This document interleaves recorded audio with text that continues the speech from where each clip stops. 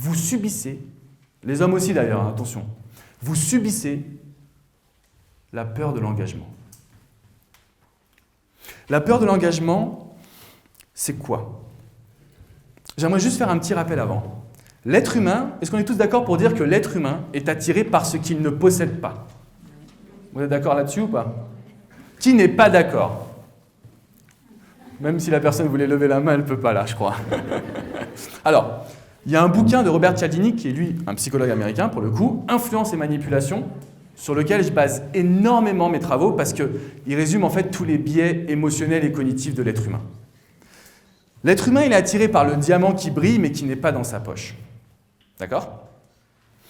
Donc, ce qui se passe aujourd'hui, c'est que quand on est trop gentil, trop acquis, ou quand on est dans une relation où on s'investit trop et qui n'est pas équilibrée comme on l'a vu, on court tout droit derrière la peur de l'engagement. Mais vraiment, on y court en sprint comme Usain Bolt. Hein. Et pour ça, j'ai une petite histoire à vous raconter. J'ai coaché une femme, Laetitia.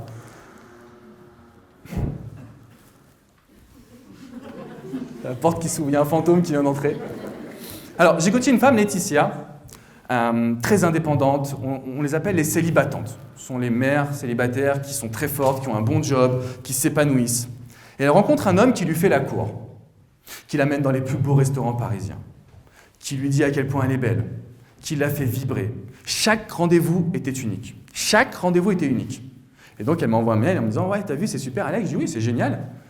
Continue comme ça, mais équilibre bien ta vie. Oui, t'inquiète pas. » Donc, elle avait une carapace au départ.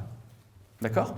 Et puis, au bout d'un moment, elle me dit « Oh, Alex, franchement, il a fait ses preuves. C'est bon, je me lance. » Et là, ils vivent une histoire, comme dans Hollywood, passionnelle, fusionnelle, parfaite, pendant 3 semaines. Pendant 3 semaines. Et après 3 semaines, qu'est-ce qu'il lui a dit? Je crois que ça va trop vite entre nous.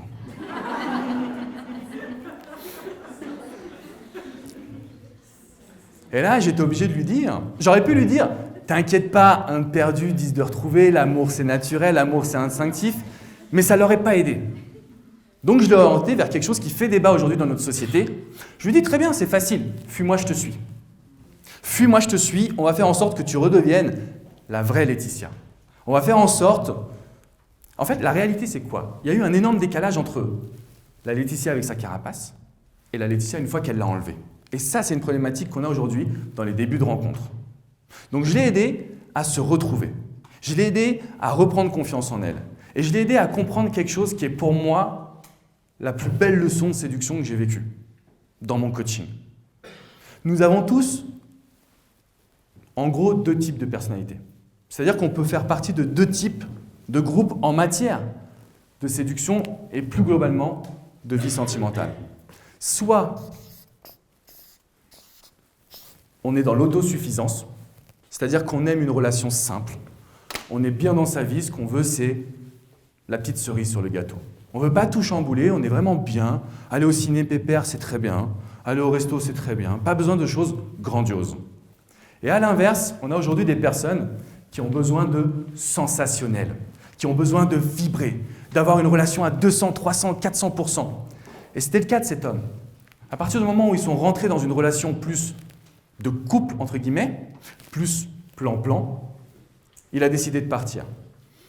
Donc si aujourd'hui, vous avez une problématique, quelle qu'elle soit en matière de séduction, ça vient à 95% d'une problématique de compréhension de votre case et de celle de votre partenaire. Et ça m'a mis une claque parce que finalement, ça explique toutes les problématiques qu'on a en matière de séduction. Parfois, on veut quelque chose de simple, on aime la personne qui est en face de nous parce que sa personnalité elle nous plaît, mais si la personne est dans le sensationnel, qu'est-ce qu'on fait? Si on s'accroche, on va droit dans les problèmes. Donc c'est soit on a compris ça et on peut s'adapter, soit on tombe dans la dépendance affective et tous les problèmes, et après on a besoin d'un love coach.